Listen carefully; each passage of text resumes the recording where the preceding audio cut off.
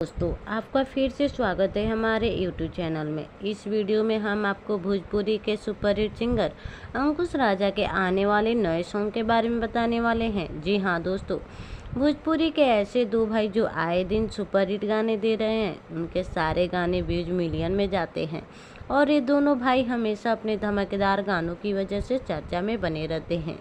जी हाँ, हम बात कर रहे हैं अंकुश राजा की। अंकुश राजा आ गए हैं फिर से एक बार नए गाने के साथ तहलका मचाने। अभी अभी सोशल मीडिया पर अंकुश राजा ने अपने आने वाले नए एल्बम का पोस्टर शेयर किया है और ये गाना जल्द ही आप सबके बीच आने वाला है।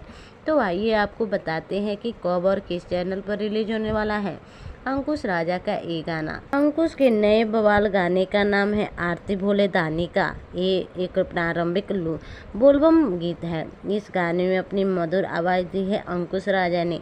वहीं गीत भी लिखे हैं अंकुश राजा ने और म्यूजिक दिया है म्यूजिक जैक्सन ने। और ये गाना आज सुबह 6 बजे अंकुश राजा ऑफिशियल यूट्यूब चैनल पर रिलीज होने वाला है और आप सभी ये गाना ज़रूर देखें और अपना प्यार और आशीर्वाद दें।